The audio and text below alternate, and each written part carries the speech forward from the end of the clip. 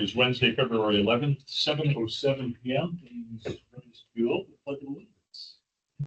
I pledge allegiance to the flag of the United States of America and to the republic for which it stands, one nation, under God, indivisible, with liberty and justice for all. All right, welcome everybody. Thank you for being here this evening. Pick up our recognition of visitors. Well, it looks like we have our normal contingent of student body reporters that we'll get to you guys in just a few minutes. And we have Jeff, our favorite auditor, to give a little presentation. And got it. Excellent. Awards, recognition, and correspondence. All right. Adjustments to the agenda. Yeah, 2 adjustments to the agenda for 8.14. Say TAP grants, wooden trusses. And then on action items 10.3, Washington field property.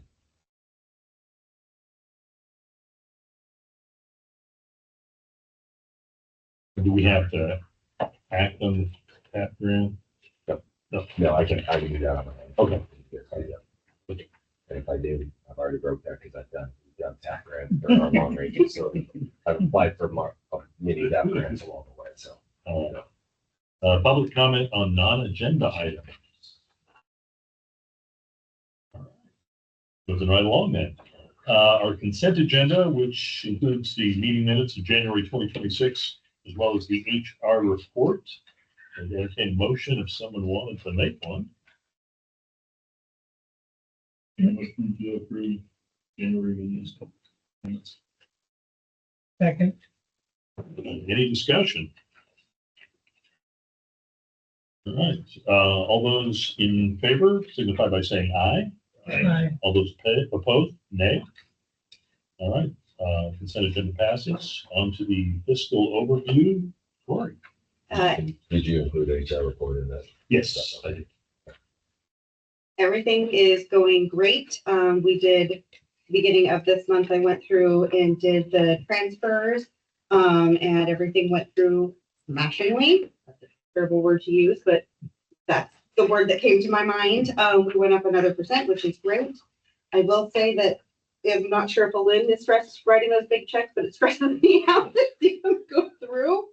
But the awesome grant, we've used it all and received all of the money that we've got back from them. So that was great. And everything went, Leanne, I can't pronounce her last name, so don't ask me, was very thankful that everything went through. She wanted to have all the awesome money sent out to the districts by March, and we were done at the very first day in February. So she's super happy about that. And now we're done with that, and now we can just continue on spending more money.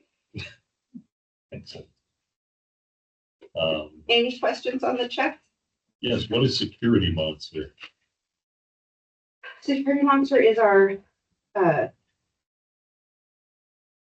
camera system, right? Isn't that what he uses? It's what we use for, it's our camera system, and that we pay ESD for. It's a service. They give us the cameras, they provide the cameras. We have to provide all the installation of them, and then they monitor them.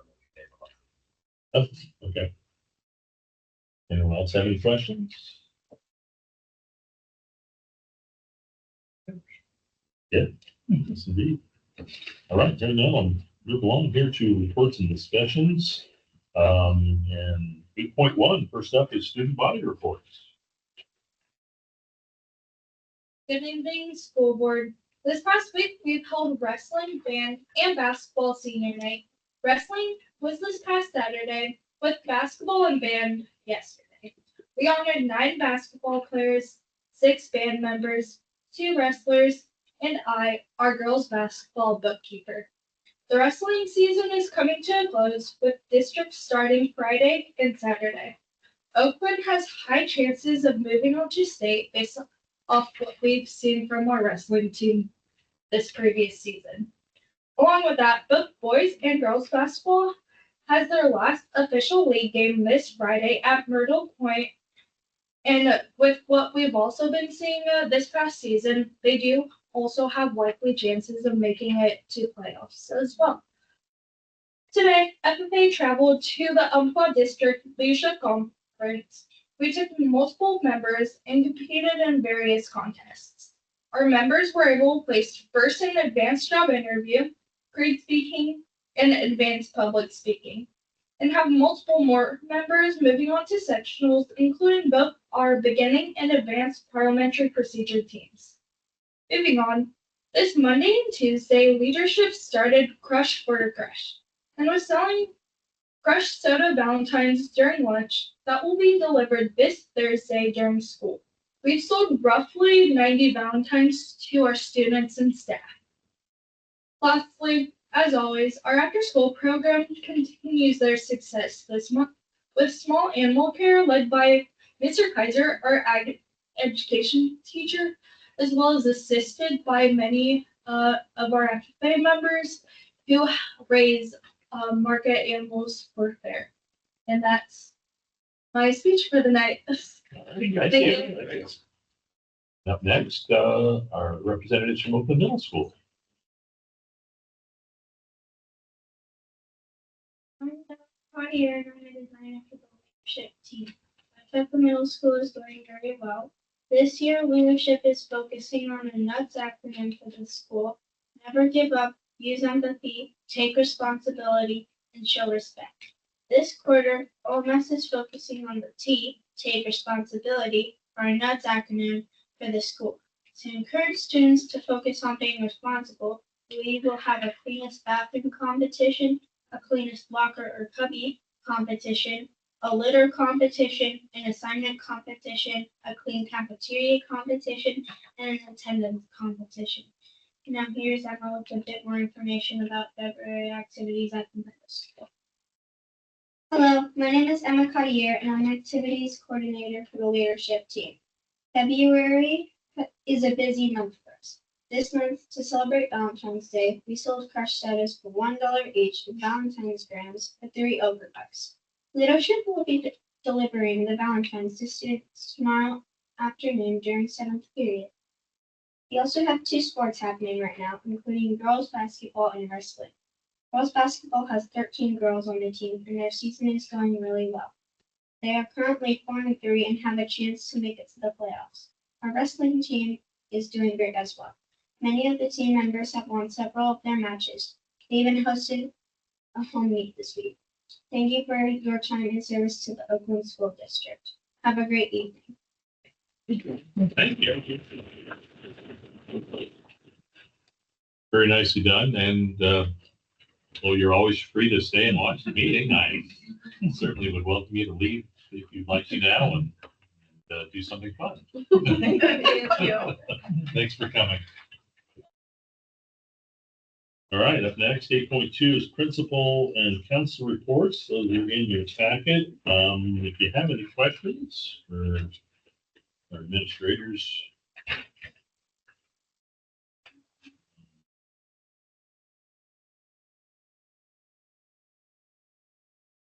You always have the 3rd and 4th grade leadership jobs? Is that? No, No? I started that, we started with one student, and it was an interesting conversation because his mother said he needs a job every day, no matter what behavior he has. Okay, great. But it's really, yeah, crazy. And so if the kids get a certain rating from their teacher, they reapply for the next month. And I look forward to it. It's been about a solid 2 years. Am I too old to apply to be a slide wiper? That job is very popular. Yeah. Because they get out early.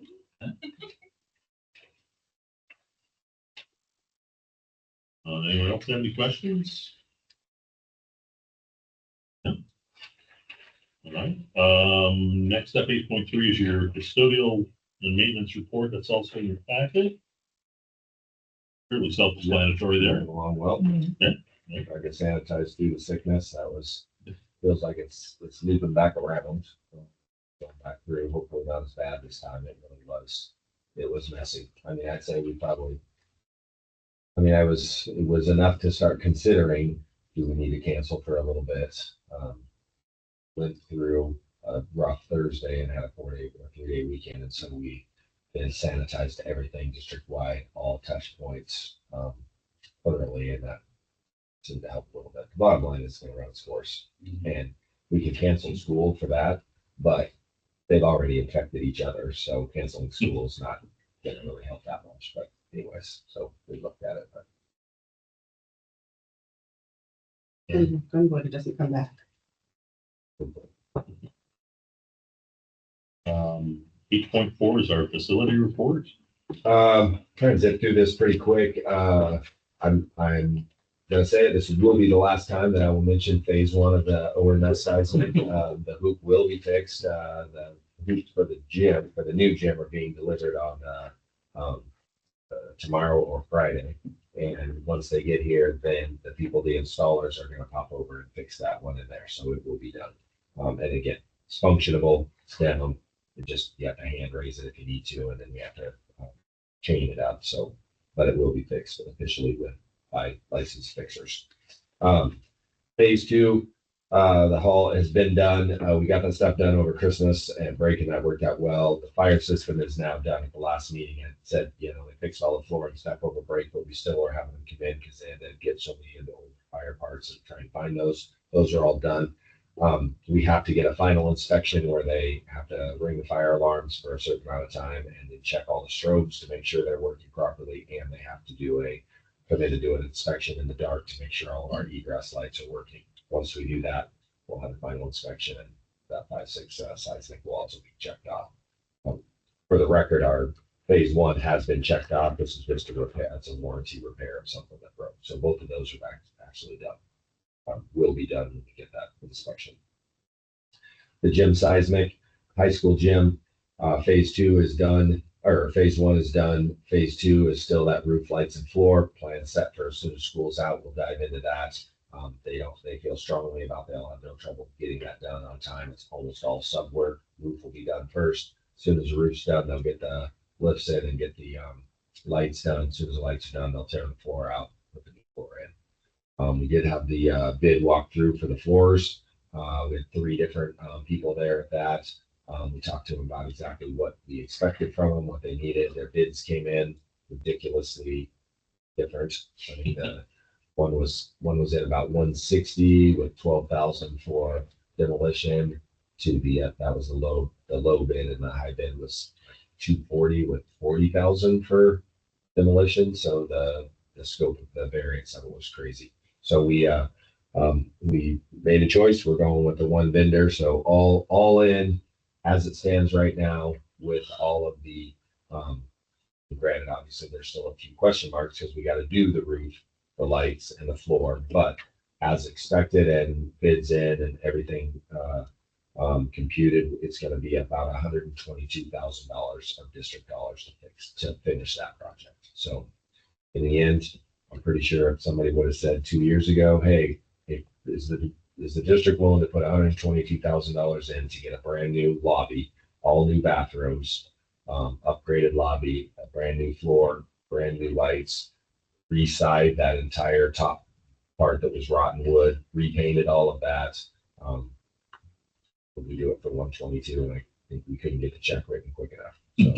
So, and again, not a done deal because all that stuff's got to happen this summer, but as of right now, it's pretty good. And I think we had been kind of thinking it was going to be about 100,000 out of pocket all along, and so coming in about 22,000 over that.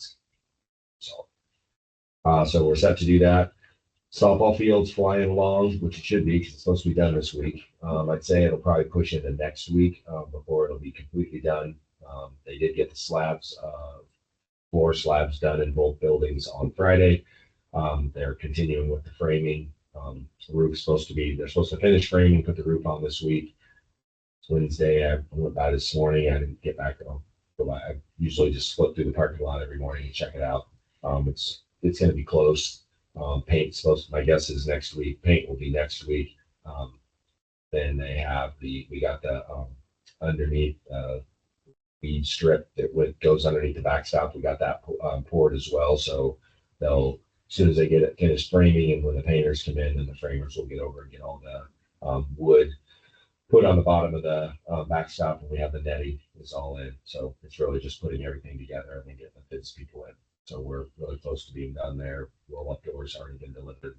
So we're in pretty good shape. So it's going to be done, and a quality project. That project has stayed pretty much on budget after we slashed it down. So 205,000 what the total budget was, and we got about 65,000 in donations from grants and so forth. So about 140,000 for the district. So not bad. Again, we're much better facility in the end. So lots of positives there.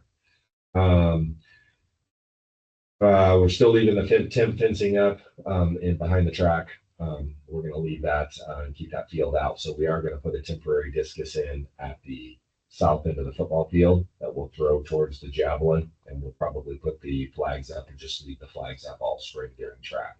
So to keep it as safe as possible. So we'll put we'll pour either, we made that final decision if we're going to pour a temporary cement pad, or we're actually just going to do that. They make wooden pads you can basically make yourself that you can put in place and attach and use that to throw off of.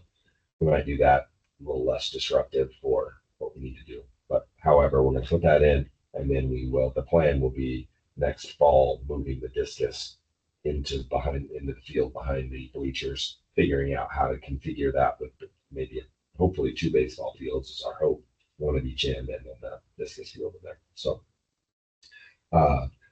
walking path between OHS and OMS, I did ask, got with I did switch some emails with Lori Price, and she said between March 1st and March 30th. And I said, well, that's a big window. That's not really going to work. Baseball's starting at that point. We're going to have some home games. I need some more specifics. So she said, well, we need to meet with me, her, and Ryan Gill, who's doing the project. I happened to see Ryan on Sunday. We talked it through. We're fine. Spring break is when it's going to be done. So they'll grind it on Friday of spring break. They will grind the road, and then they'll start doing the work on the top. Baseball is playing, we're in the UBC tournament over break, so we'll have a couple practices, but shouldn't be disruptive at all. It should be done by the end of break, and he's, weather permitting, positive we can get it done in a week. So as long as it doesn't rain the whole break. If it does, then we'll have to juggle it a little bit more. So we'll see. But that's where we're at there. Classroom seismic. We did get the design documents back. They came in on Friday like they were supposed to, which is great. But they're now in Toby's hands, and he's going to put prices for them. Gonna just kind of see where that lands and what that pricing is going to be. But the budget's going to be tight, and we know it's going to be tight. So we're going to have some probably decisions to make on that. I think we will probably have to revisit. Yes, we're ready to move forward with this, or there's some other options. So I'll know a little bit more at the end of next week, hopefully. He said they gave him 3 weeks in the process to get his prices together. He thought he could pretty much get a good idea by the end of next week. So should have that by the end of next week. The gym over there, again, we're a little behind because we were hoping for Christmas and then February 1st. So, but it's moving along. Floor's completely set. I stuck my head in there yesterday. They had the floor all taped out to stripe. So they probably, I'm sure they painted a fair amount of the floor today.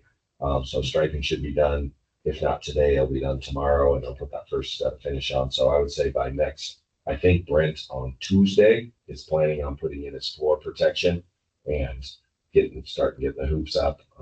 We got to put the shroud around the stage. They got to put the bleachers in. They got to put all the blinds up.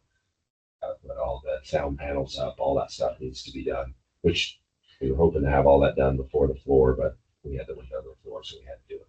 Floor protection's in. All of those subs know if they damage the floor, they're liable for it. So pretty good shape there. So from an inside perspective, it's going well. Outside, we had a pretty good hiccup on. They had a grading plan that had water essentially because the gym's a little bit lower than the annex and the modular. So their grading plan had a mistake in it. So it had water running into the gym. So we had to redo the grading plan. So our dirt guy and Brent created a new grading plan. And our engineer's like, yeah, that's all good and well, but that's not ADA accessible. And it wasn't even close. It was like 5 or 7% grade. slopes, which 2% is ADA acceptable. So we had a really contentious meeting yesterday and went through some stuff. Really, it was a lot about power and control, and we're doing this and we're doing this and whatever. They got the stuff to them. We have a plan to get what they were planning on pouring on Friday. They were going to pour. They had another chunk to pour in between there and in between the two, between the modular and the gym. There's still a couple strips there. They put in a new catch basin. They have to move that catch basin. So I don't know that we're going to pour on Sunday on Friday, but we're not that far behind, and they got enough so we can do the next section. And then they're still working on getting the final grading. So throw in that curveball, made it clear we're not going with grass in front of there. We're going with the parking lot now because we couldn't fit the discus in there. So it made no sense to make that grass. So we're going to do parking. So we're in that process of getting our parking lot put together, keeping that fire entry. So all of those things are still in play. We're hoping to get moving on it and keep going progress. We met again. So we met yesterday, kind of kicked around the problems, kicked around all of the egos in there. And then today we remet with some answers and was a little bit better. Yes, there's going to be a little added cost to it, just like everything has been. Just like it was really the fire system redone. The only difference is we didn't have the city and the fire marshal involved. It was all in-house stuff. But we are making progress, and I do feel like we got some answers there. And then on a side note, something new to you guys, I got approached about a couple weeks ago, and I have a meeting set for tomorrow afternoon to OYB, so Oakland Youth Baseball. I've been talking to Dustin Harris quite a bit as we're moving out of Washington and moving up here, and what all that's going to look like, what they're going to be able to do this summer. He approached me about some adjustments to the field on the back side of the softball field, so like right below the elementary school. And I haven't talked to Ann about this yet.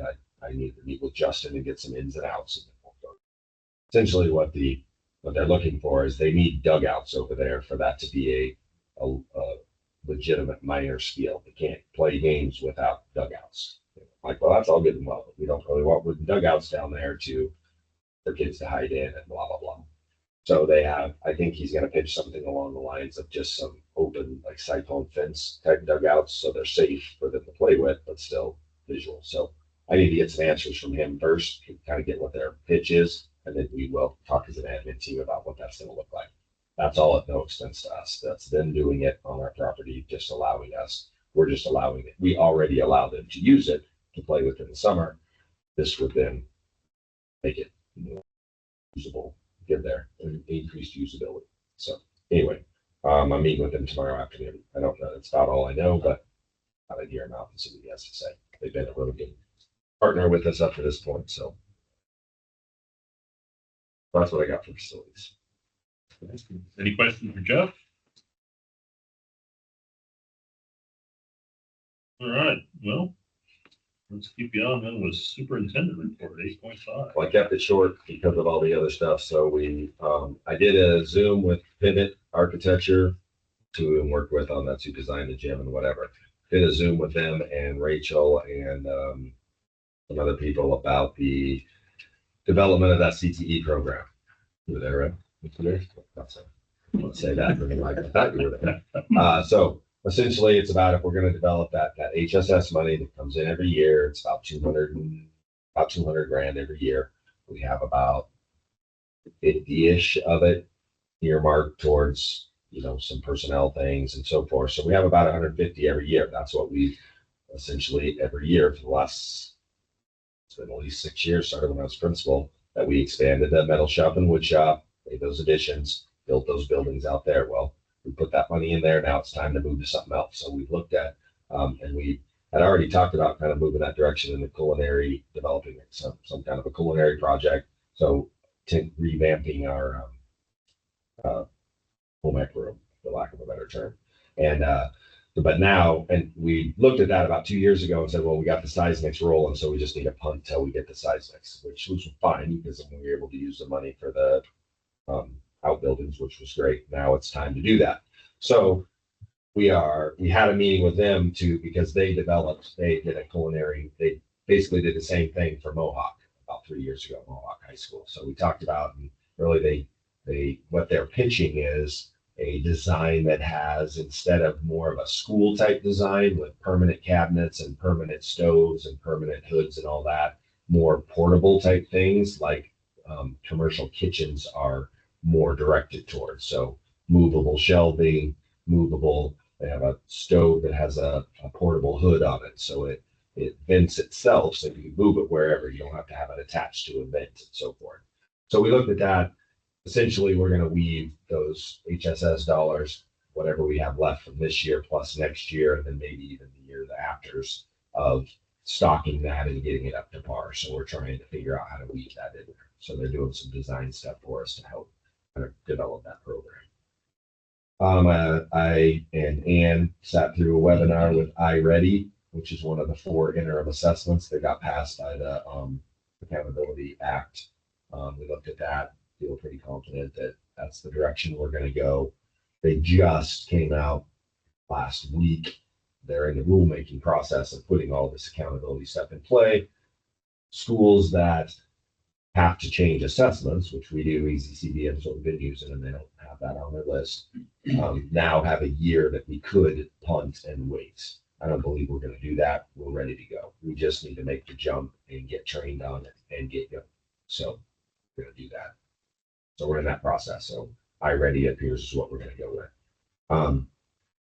I think I told you guys that I was presenting last Friday. I drove up to Salem to present at the Bonds, Ballots, and Buildings workshop. I partnered with John Stapleton. He's the one that asked me to do it from Pivot Architecture.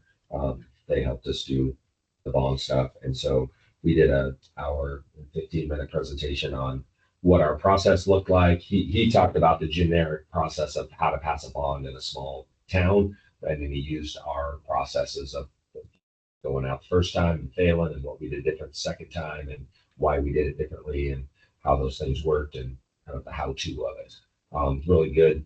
A lot of good question and answers. I had to leave 15 minutes early because I had to get back for the game on Friday. So, but it went really well. So we stopped and did a Q&A and quite a few questions. And then you've ever been to those things, kind of like OSBA, they have the WOBA app where everything's on there and you can do feedback for everything. And I haven't seen it, but he said the feedback was excellent, lots of positives. We had a good crowd. There's like 50 people in there listening. So went really well. Bond oversight committees, our meetings are going well. That committee, that group has been really positive. I'm leaning into them to help us plan some kind of a ribbon cutting community night for the gym. Once we're done, we're really hoping to get the parking lot piece done. We need to do it before the school year's over. So hopefully we can get that window to get the parking lot and get that stuff. All the exterior stuff will be done. I mean, the building will, and it'd be great if we could have the fencing in and have it all. But we do believe that the new look is that the new parking lot's going to have the at least 2, possibly 3 handicap parking spaces right in front of the gym. So they'll be 10 feet away from the front of the gym. So it'll be much better. And we'll probably even try to stick one over at the front of the football field, but they could park over there too, possibly. Looks like we're going to get about an extra 30-ish parking spots in there. So it'll be great. Big positive there. Next Tuesday night, our principals are running the equity and district site council meeting. So the state requirement of doing that equity committee once a year, we do that with our site council. Now they're no longer reporting to you guys, they're reporting to me. So they're going to run that meeting and do all of that. Amy Rose from the SD's helping facilitate that, just like she did last year. And then they're going to run that, take their notes, get the community input, and bring it back to me. I'll do a brief overview of it at your next meeting. And then the other thing I have is the town grant that I have to that in. So that's it for the super report. So on that, Questions? the Mohawk you mentioned there. Cool, anything? Yeah, is that something you've had a chance to look at? I've not been up there to look at. I saw they had some pictures on there. They kind of went through some of the design fees, and then Brent, our superintendent from McKinsey, built it. So he was in the meeting too. So he answered some questions about it too. So seems to be really good. I did call and talk to the Mohawk superintendent. He said it's been awesome. He said don't hold your breath on finding a culinary CTE teacher. I said, yep, okay. But other than that, he said it's been great. And he said the kids love it. So it's been positive. Any questions? You guys are off the corner over there. 8.6, the enrollment report. Enrollment's holding strong. We're down one whole student from the January meeting.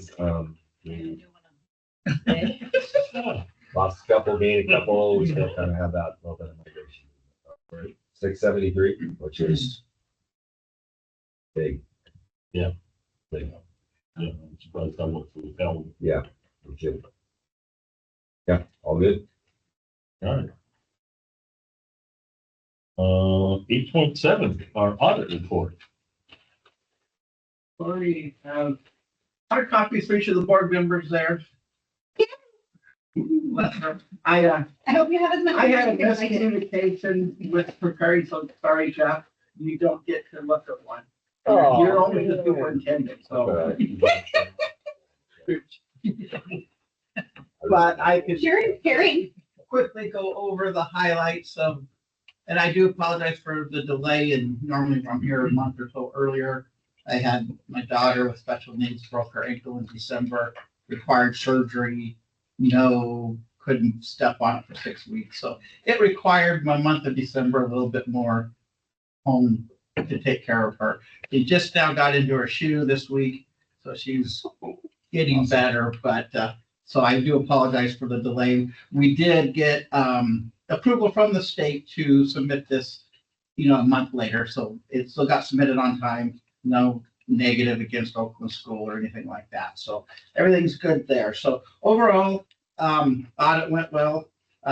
Working with Corey and all that goes great. We had obviously with the bonds and the seismic money, a few more extra little time spending going through all of those projects and making sure the dollars are getting charged to the right grants and making sure the bond money is going to the bond projects is good. Last thing you guys want to do is spend bond money on a project that wasn't approved for. So we're part of that is making sure you guys are doing what you told the community you were going to do. So overall, if you jump to page 10 of the audit report, that's the governmental funds, and that's what we're budgeting. On the first pages of the statement of activities and position has all the fixed assets. It's more on a for profit. It's not what you budget on, so I don't spend a lot of time, but it's required for us to put those statements in there. So on page 10, on the general fund, you can see it ended the year, the ending fund balance ended up $2,168,000. And you budgeted $2,080,000 to start this fiscal year. So there's $88,000. So there's part of that 100 and something thousand that Jeff was talking about, plus my extra $25,000 fee that we might as well throw on top of. That you're donating back to us. Yeah, that would Yeah, almost gets there. it's a non-cash transaction. We'll charge it, and we'll donate it back. So we're all good there. So, so that's looking good. Your special revenue fund, that ending fund balance was at 2.12, and we're started at 2.3, and that has the seismic. That's where that money's sitting in there. Versus in the capital project fund, you'll see that's the bond money. And we actually did spend about $1 million of that in the 24-25 year. That wasn't really budgeted. It was more spent to be spent in 25-26, but projects got going a little bit sooner. So that's why if you look at your beginning budget, you were budgeting 5.2 million to start this year when there's only 3.2. It's because we spent some of that money earlier than what was budgeted for. So it's not any red flag if you're looking at the budgets to be concerned about there. And then the one area that on B3, the governmental funds, this is a statement of revenue and expenses. What I want to point out on the debt service fund, and I talked to Corey about this is what's paying back the bonds, is what was assessed at the county level did not cover the bond payments for the year. And we have to make sure that if we're looking at like next year, it's like $320,000. Well, there's always a 3% discount, plus you get taxpayers that forget to pay their taxes on time. So I was telling Corey we should be assessing about $350,000 to pay a $320,000 bond payment because of the discounts and stuff. And at the end, when all the bonds finally come due, any surplus that is built up by the district will use that in those last 2 years, and then we won't assess the taxpayers. Instead of assessing them 300,000, well, we only need to assess them 120 because we have surplus. So the taxpayers aren't going to pay any more money on the bond. It's just that we want to make sure we're not going into the hole with the tax assessment. And the county just gets that number, I think, when you send that in the budget time. The ED 50. Yeah, so that's the one thing to make sure that we're looking at that. And so that's there, because if you go, I mean, back in the bond payment schedule, like this next year it's 326, then it jumps to 343 and goes up and up. So we just want to make sure we're not hitting a shortfall, then all of a sudden the general fund has to go transfer some money over when it should be all being paid by the district. Also, we did have to do a single audit this year. It should be the last single audit, which is the federal money. The requirement was over 750,000 requires us to look at your federal money, which the school program is the major program that we test and look at that. This year was 772,000, so you're barely over it, but it's going to jump to $1 million threshold in this current year, 25-26. So unless the district gets extra federal money beyond the normal IDEA, Title I, and all those, Oakland will stay a non-single audit, which keeps your fee to me cheaper. Of course, there is a lot more time and effort to do those last 10 pages of this audit, because the feds are very picky about how you're spending their federal dollars. State cares, but the Fed really cares, so we have to do a little more for the feds to make sure we're there. But overall, district's probably going to stick around another year or two. I would say, like I tell my employees, cash your checks today. It may not be around next month, but you guys should be around for a little bit longer than that to worry about. So I know you just got these, and if there's any questions, as you guys look through these later, get a hold of Corey, or she can let me know. But there's nothing as a board that I would be concerned about at this point, other than making sure your superintendent doesn't retire anytime in the next several years. Thank you. Here, here. Make a motion, not till I retire, right?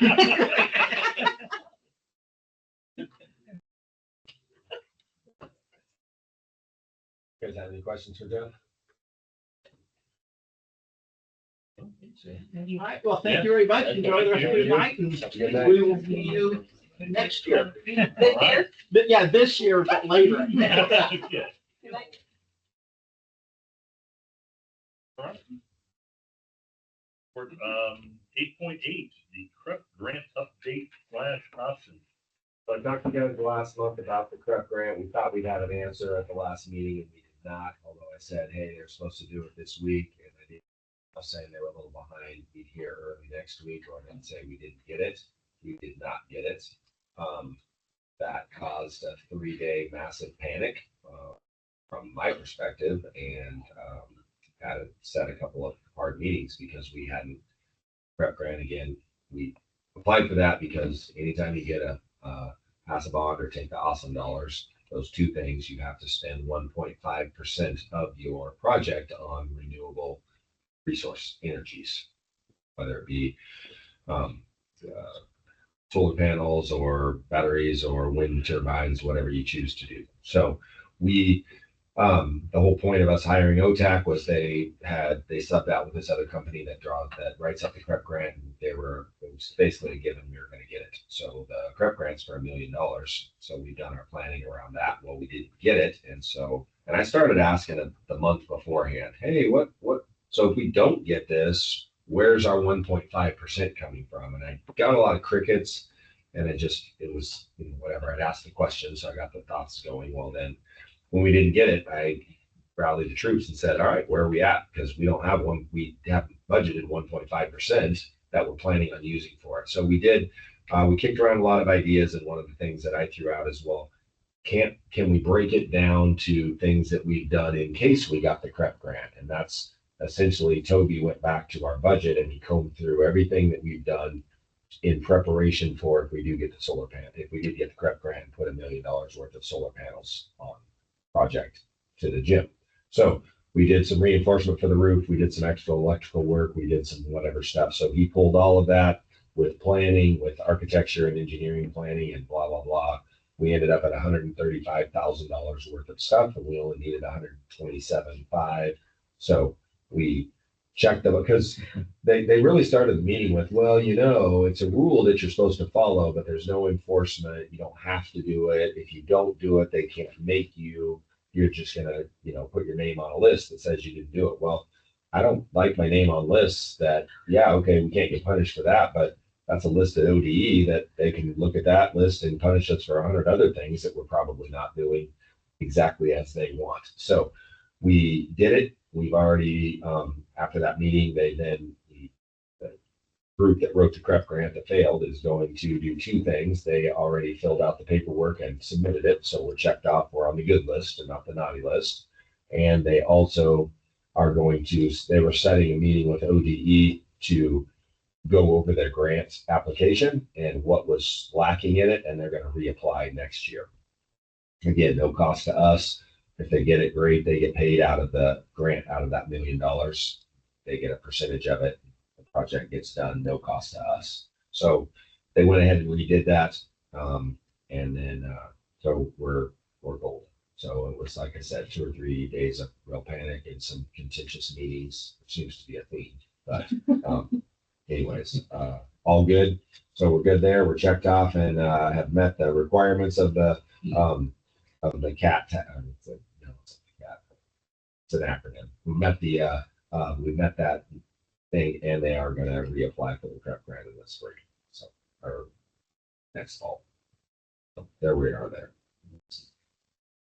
8.9 forest land lawsuit update. So just to give you an update, and you remember when Dave came and presented, he's not short-winded. So he's not short-winded when he types either. So I have 4 or 5 pages worth of emails. I considered reading them to you, but I'm not going to. I'm going to give you the highlights. Essentially, there was a big win. They're very excited about it. That's partly why it's so long, because he's so excited. So basically, Court of Appeals handed a massive victory to our side, foundational ruling regarding the lawsuit, but the court reversed the trial court's dismissal. So the trial court dismissed it and they moved it to the appellate court. The appellate court upheld it and said, no, we do have a right. Essentially, they said 3 things. School children have standing, explicitly rules students have a legally recognized interest in school funding. This defeats the state's argument that this is just a political difference. It's a matter of practical educational survival. So that was a big one. The state is not immune. Basically, it said the ruling clarified that while individual legislatures have immunity, the state itself cannot hide from a declaratory judgment action challenging how it's funding schools. So again, basically saying the state's got to defend why they're not doing what they're supposed to be doing. And then lastly, the notice defense failed. The state's attempt to use the Oregon Tort Claims Act to block the constitutional claims was rejected. So basically, he uses quite a few West Point and war type analogies, but basically the war of attrition shifting, we're going to court. And the state really wanted it out of the courts because they knew if it got to the courts, it could get dicey, and it's headed that way. So they did hire their new Daniel Crowe as their new lawyer. I told you a couple meetings ago that they lost their counsel, but now they have a new one. They hired them. And then they're planning on the strategy is the high ground. We have a broad constitutional mandate from the Court of Appeals that the state has a duty to the school children. They're using forensic accounting to prove the dollar amount breaches. Basically, they're saying they serve the state with a precision request for a production of documents. They're done accepting the state's glossy PDF summaries that hide the truth, demanded the native format accounting data, live spreadsheets that shows where the money from the forest is coming to and how they are then taking it and putting it into our claim that they're putting it into other social programs as opposed to schools. What does all that mean? It means we're going to court, which is good, and not just going to court to fight for the ability to get to court. It's an open court case now, and based on everything that he says, state doesn't have a very good block to stand on, so they could be in trouble. What does all this mean? I don't know. He did throw out that we found the most success when the courtroom has students in it. So he's making a plea for students to show up. So I'm like, well, I'm not super eager for that. I don't know what that looks like. So in the end, we compromised, and he's going to come into Mr. Ivy's U.S. history and government's over there in the personal finance now, but it's still a carryover. So we're going to have him come in and present to essentially all of our juniors and seniors, give a little background, talk about the case, talk about how students can get involved, and give them the opportunity to get involved. There's a way that they can sign a petition. There's a way that they can look at some things, and they invite them to, if they want to come to court and watch the proceedings, they can. So we agreed to that, and that sounded good. So, He came in on Monday, oh, it was Monday that he came. Okay. and I didn't get to sit in and listen, but I do know he came in and I think that was good. So anyway, threw that out there. So, I mean, it's moving along. It does sound like, because they brought it up in our state suit meeting on Friday, and it was mentioned about, other districts asking, hey, do we need to get involved in this? And essentially OSBA's recommendation was, well, let's just hold suit right now and watch, and let's just pay attention to it. So that's where we're at. Just wanted to give you guys an update. I don't plan on giving you monthly updates, but because that was a pretty big deal for them and they're getting into court, I just wanted to kind of get you guys up to speed. And he came in to talk to the students and kind of get them up to speed on it. We're not saying I don't think we have plans to load a bus and take a field trip with students, although there would be. I did that in my government classes once or twice and took them to there's some value in getting kids in a courtroom and seeing a court case happen, but Yeah. I don't know if we have plans for that. So Impressive. It's gone this far. Yeah. So, excellent.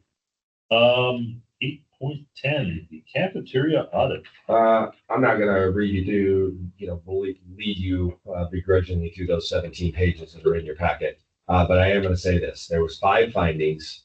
Those 5 findings are, they found that we were charging the wrong amount for our adult lunch prices. So we allow staff to eat in the cafeteria if they choose. We just hadn't updated it. I think we were charging like $1.85, and we were supposed to be charging like $3.20. Hold me to exact numbers, but that's about it. So we changed that. We changed that before they even showed up for the 1-day thing. They found that the way that we were counting breakfast was inaccurate. We were just counting total, because all of our kids,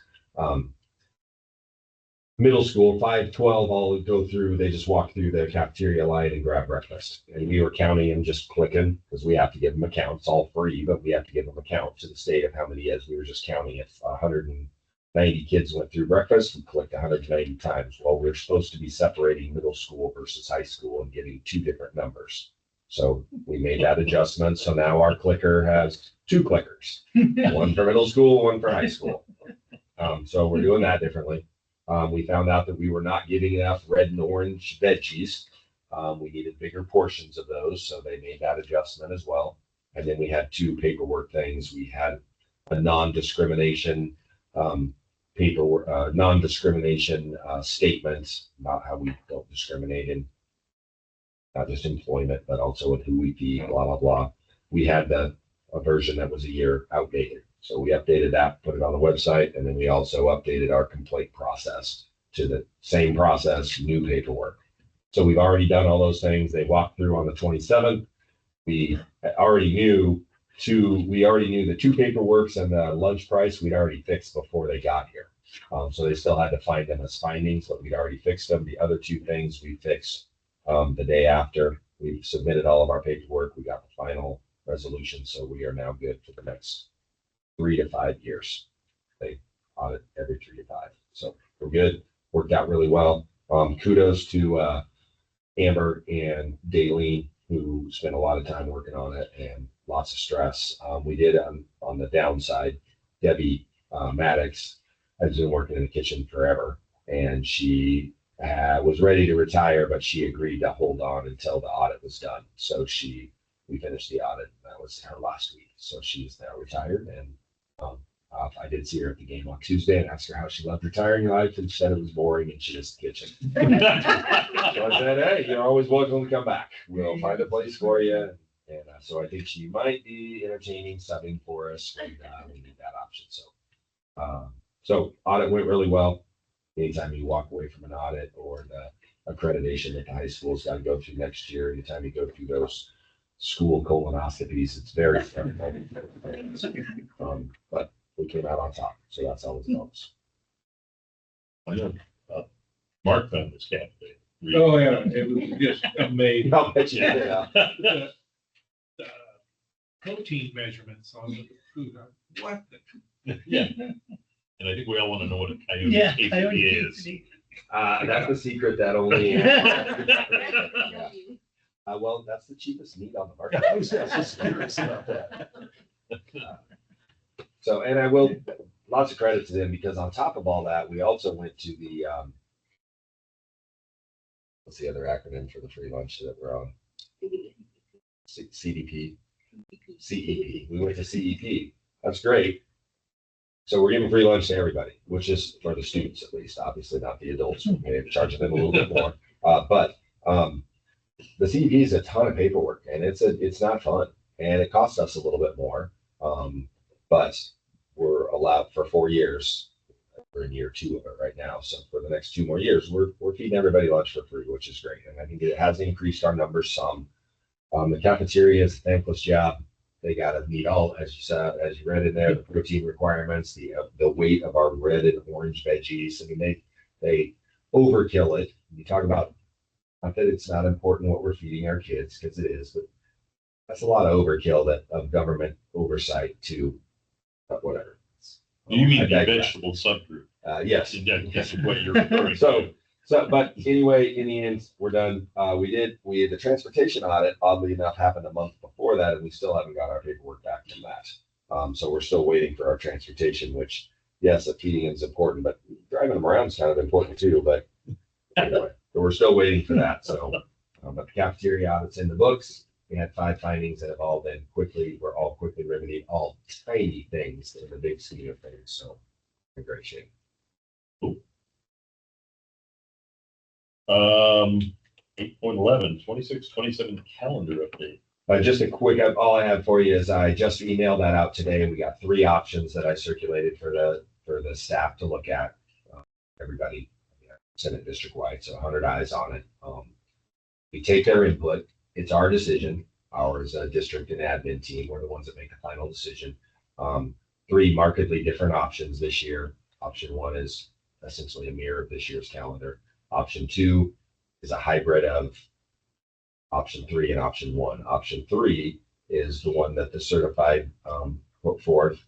So our teachers union asked to essentially remove 3 instruction days, those 3 Friday holiday, the 3 Fridays of holiday weeks. So President's Day, MLK Day, and Memorial Day. Those 3 weeks we go to school on Friday with kids. And our attendance isn't great on those days, usually in the 60s, 70s. We'll say 70s, that's probably accurate. Sometimes 80s, getting better. Buildings are trying to create something that make kids come, but some kids are just wired that they get Friday off, and it doesn't matter that they get Monday off, they're not going on Friday. Some families are that way too, but whatever. So the teachers wanted to take those 3 days and get them out of contact days and make those no student days, and instead add, because those are rounding 8-hour work days, take those 24 hours and put them into 4 6-hour in-service days. So we could have some in-service time to continue our PLC work, continue some subject area groups and professional development growth, essentially make them better prepared to teach. Did I summarize that pretty well? So that's their calendar. That's all good and well for the certified. It doesn't serve the classified as well because they just lose 3 days. And while their solution was we would create PD, and as a district, we will create some PD, but we won't get 24 hours of PD for our bus drivers, for our custodians, for our IAs, those things. We can probably get 15 or 16 good quality hours of good PD, but it's going to be hard to do. So there's that option. That's option 3. So option 2, we created as an admin team that essentially is a hybrid. So we took one of those days out of instruction days and took eight hours of in-service and threw it on the first week of in-service back to school week. If they do go that route, which I don't know how they're going to vote, and I don't know where we're going to land. If we do go that route, that'll actually fit in well with if we're bringing iReady on board. We need some extra time to train our teachers. We can get the classified different groups in there and get them some PD about de-escalating kids and some different options for them. So those are the 3 options that are out there. We will bring you and present you with an option for you guys to accept at the March meeting. So just saying, got it out there. Took a little longer than I wanted. It's been a 3.5-year process with Certified to get them on the same page with each other to put it forth. They were trying to work with Classified as well. So those are the options that are out there. They're going to get some input and then we'll make some decisions as a group and bring it to the March meeting. 8.12, superintendent evaluation. So prior to the meeting tonight, the board held executive session to evaluate Jeff. We evaluated Jeff under the categories of leadership, planning, implementation, communication, control, and organization. I think I can speak to the board and say that we are very happy with Jeff's work. We're very appreciative of what he does for the district. And just read you a couple comments that came from that evaluation. Jeff has strong leadership skills. He treats others equally and fairly, regardless of their station in life. He is personable and tells it like it is. Jeff has and is managing multiple building projects district-wide, as well as superintendent duties, and manages to keep them all going. I think Jeff's ability to manage all that is going on in the district, including multiple construction projects, is outstanding and another indicator of his strength as a leader. He represents the excellent district and lives and breathes Oakland. Very vested in the success of the district, respected and liked by the community. Mr. Clark devotes a lot of hours to the district. He has a good and effective manner of the public and school board. Mr. Clark is an ideal superintendent for the district. And finally, takes ownership of the job, takes pride in our school and employees, loves the kids. There are many more glowing statements here. Those are just a few choice ones that I choose to read, Jeff. Like I say, we do appreciate you and everything that you do for our district. Thank you. I don't know if anyone else has anything that they care to say. Sums it up pretty good. Yep. For the next 15 years. Yeah. Here. We should have kept the auditor on board.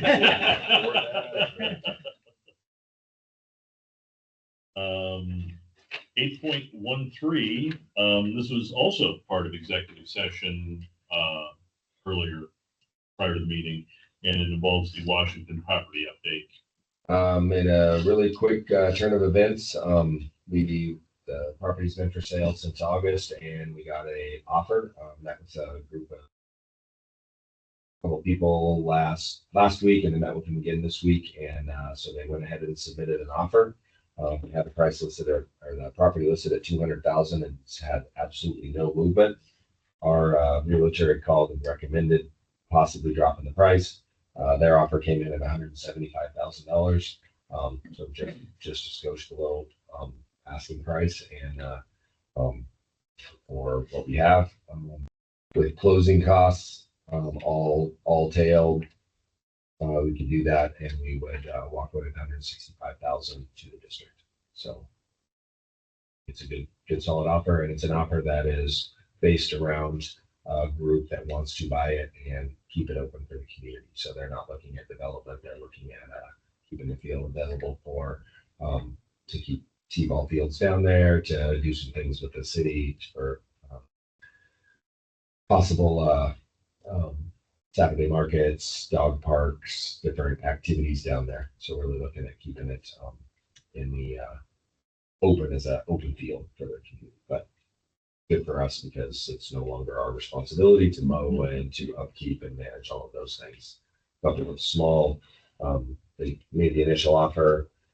I gave them a counter offer with some very small clarification of utility things and a percent on the buyer thing, and they were all good with it. So offers at 175, so it's sitting off.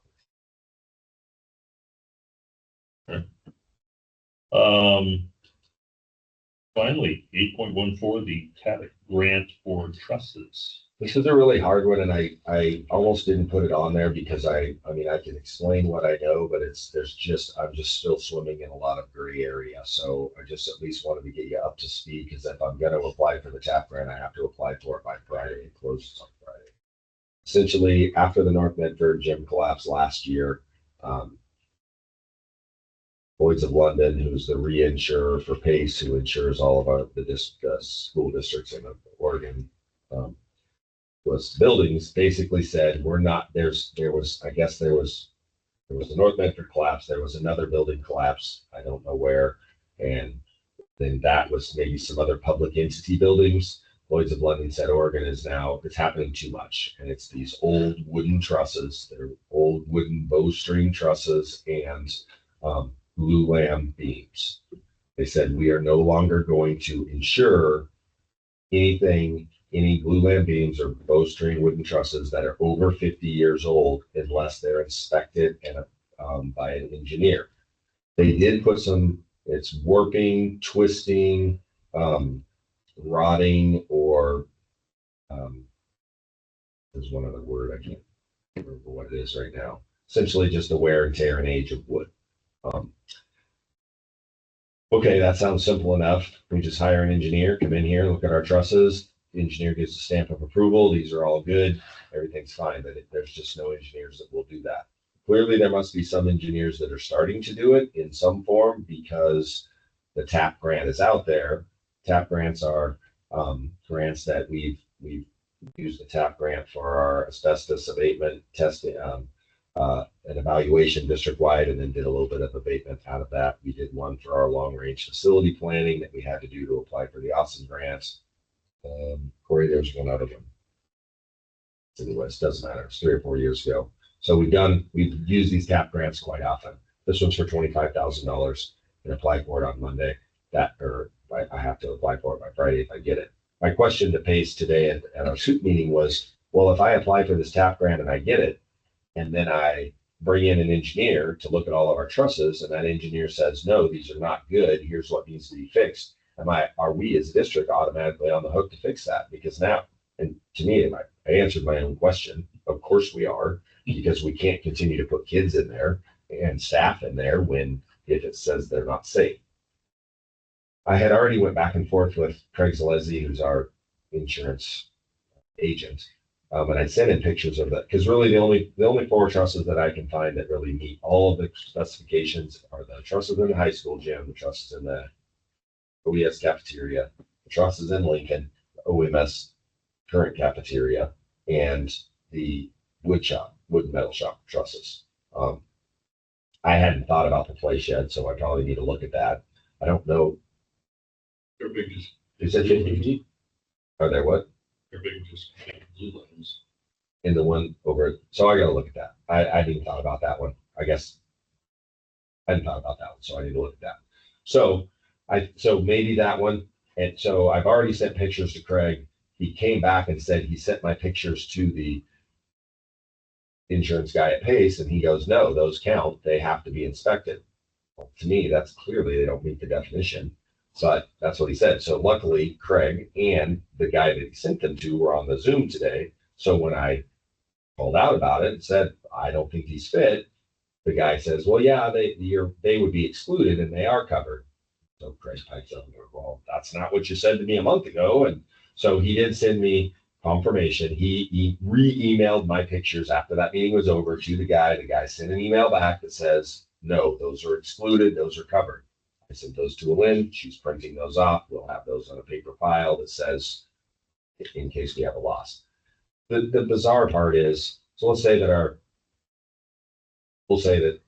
LMS ones do fit, and I don't know if they do or not. We'll have to crawl up there and look to even see if they meet the definition. But if they do, and the gym collapses, they're then going to send in an investigator to go look through the rubble and try and find these trusses to see if it was the failure of the trusses because of the twisting, knotting, warping, whatever.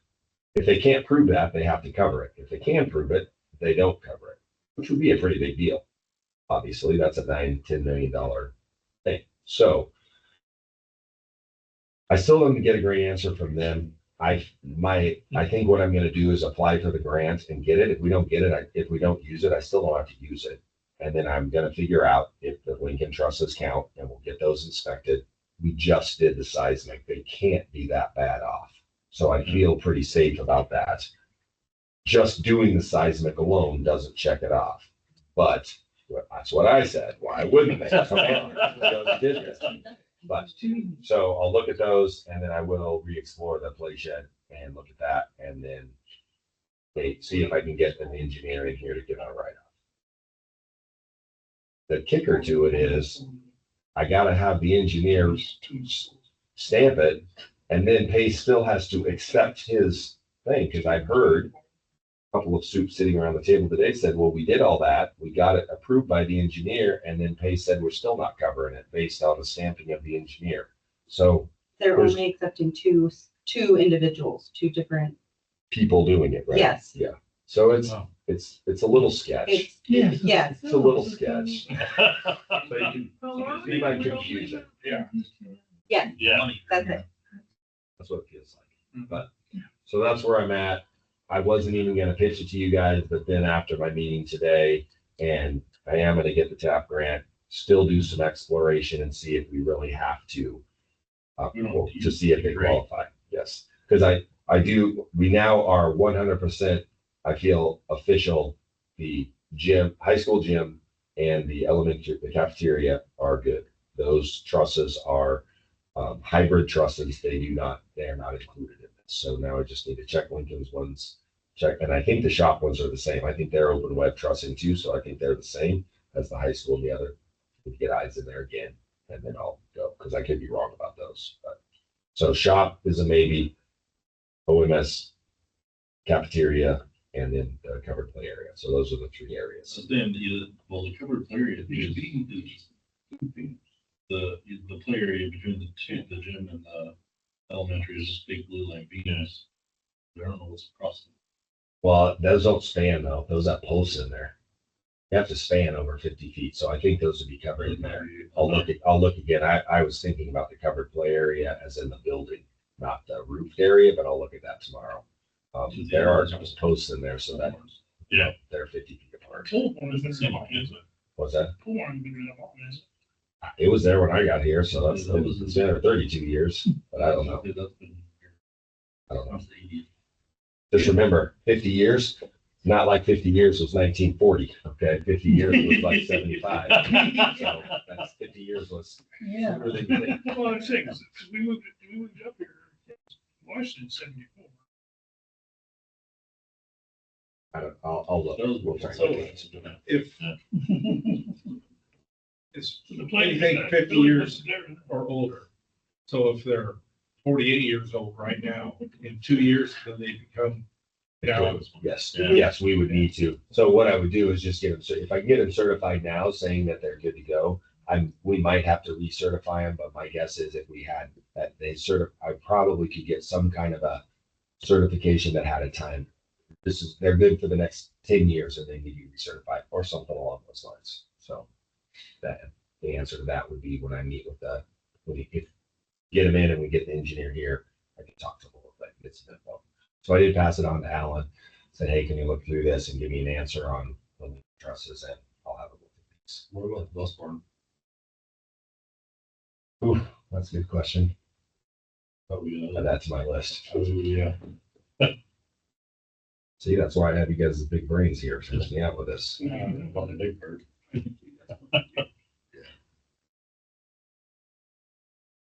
I mean, I know there's no kids there, but. Yeah, it still don't matter. better than- Yeah. Well, and We can't afford to replace it. and we have people working in there, so obviously no one's collapsed on them. So All right. that's what I got. Public comment regarding agenda items? Big crowd. I had a public meeting. Do that. Here are the action items. 10.1, our audit report. Care to make a motion on that one? What you accept on the report. Any discussion? Hearing none, let's vote. All those in favor signify by saying aye. Aye. All opposed? One passes. 10.2, superintendent evaluation. This one could be that. Care to make a motion?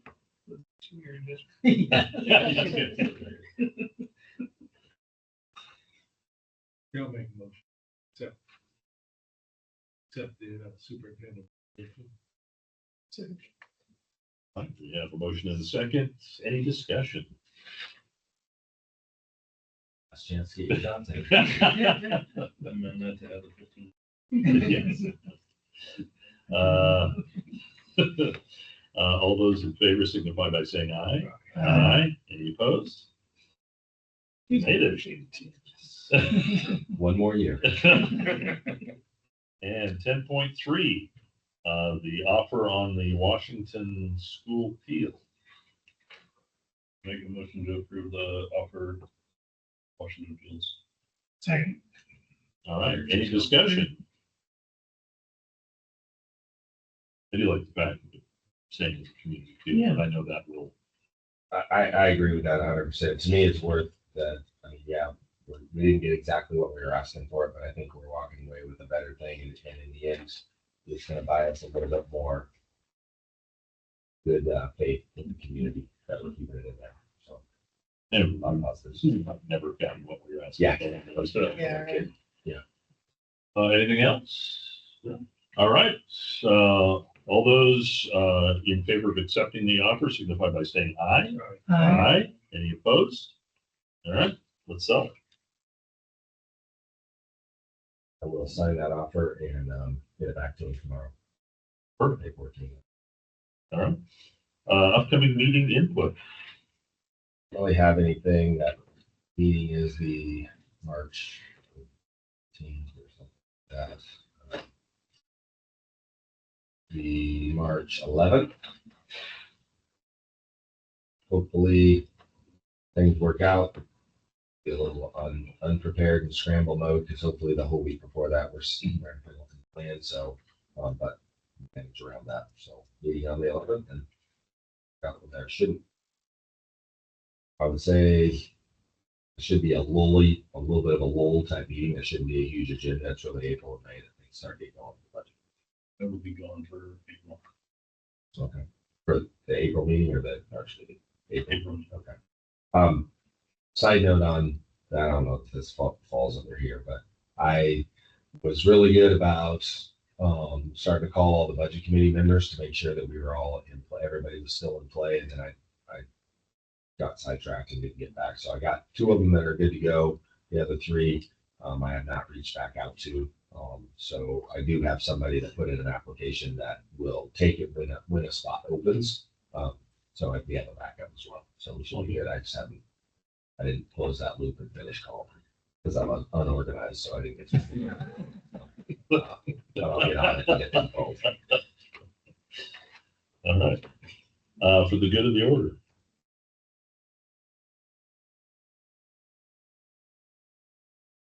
What? Announcements. Still. Nothing. All right. We are adjourned.